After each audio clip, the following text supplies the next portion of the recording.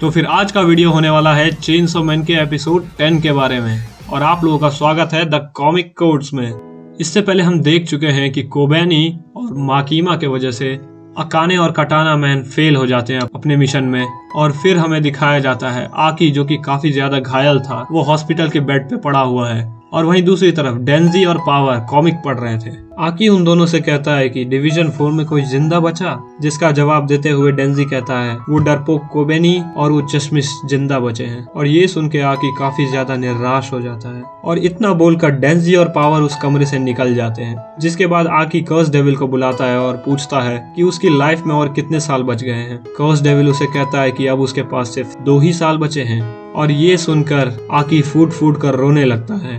फिर हम देखते हैं कि डेंजी उस कमरे के बाहर ही खड़ा है। असल में वो अपनी मांगा भूल गया था। डेंजी को ये देखकर काफी बुरा लगता है, पर फिर डेंजी भी समझ जाता है कि आकी ने अपने दोस्त खोए हैं, उसका निराश होना तो बनता है। वहीं दूसरी तरफ माकीमा पावर और डेंजी को मास्टर किशिबे के पास ले जाती है। असल में वो चाहती है कि किशिबे उन दोनों को ट्रेनिंग दे। किशिबे उन दोनों से मिलते ही सबसे पहले पूछता है कि क्या तुम्हें दुख है तुम्हारे दोस्तों की मौत पर, जिसका जवाब देते हुए पावर और डेंजी कहते हैं कि उन्हें कुछ फर्क नहीं पड़ता। किशिबे ये सुन के इम्प्रेस होता है, जिसके बाद किशिबे अपना इंट्रोडक्शन देते हुए कहता है कि उसे अच्छा लगता है जब कोई उसे टीचर कहता है।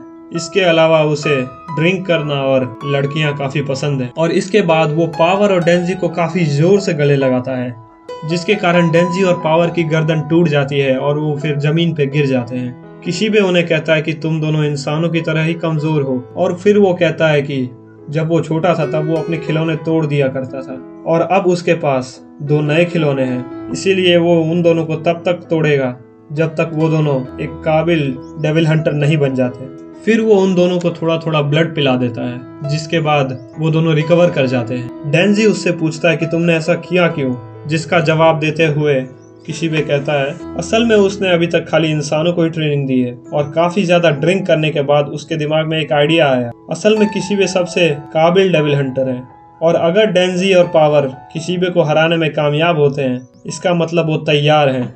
और इस सब के बाद किशिबे उन दोनों को आधी रात तक पीटता है। डेंजी और पावर ये सबसे तंग आ जाते हैं और फिर किशिबे उन लोगों से कहता है कि आज के लिए बस इतना ही। डेंजी सोचता है कि उसकी जिंदगी एक और बार नर्क बन चुकी है, जिसके बाद वो दोनों एक प्लान बनाते हैं। पावर उसे कहती है कि शायद किशिबे ड्रिंकिंग के कारण पागल हो चुका है, इसीलिए वो अगले दिन किशिबे पर छुपकर अटैक करेंगे। जिसके बाद वो अगले दिन किशिबे के घर पर पहुंचते हैं। असल में अभी पावर और डेंजी स्मार्ट दिखने के लिए चश्मे लगा लेते हैं। वहां पर काफी ब्लड के बोतल्स भी रखे हैं, जिसे पावर मैनिपुलेट करके किशिबे पर अटैक करती है, पर किशिबे काफी आसानी से सभी को डॉज कर लेता है। वहीं दूसरी तरफ से डेंजी कुल्हाड़ी लेकर पहुंचता है, पर किशिबे को यह पता चल जाता है। किशिबे डेंजी को भी उठाकर पटक देता है। फिर किशिबे कहता है कि वो लोग स्लो हैं, पर उन लोगों ने अच्छी कोशिश, इसीलिए आज की ट्रेनिंग यहीं पर खत्म होती है। ये सुनकर डेंजी काफी ज्यादा खुश हो जाता है, पर उसकी खुशी ज्यादा देर तक टिकती नहीं है, क्योंकि किशिबे उसके ऊपर वापस से अटैक कर देता है। जिसके बाद वो कहता है तुम लोगों को अपने दुश्मनों पर कभी भरोसा नहीं करना चाहिए। वहीं दूसरी तरफ आकी टेंडो और युतारो के साथ एक कॉरिडोर में गुजर रहा है और टेंडो और युतारो आकी को बताते हैं कि फ्यूचर डेविल काफी ज्यादा खतरनाक है। असल में आकी किसी डेविल के साथ एक कॉन्ट्रैक्ट करने जा रहा था और वो डेविल कोई और नहीं फ्यूचर डेविल है।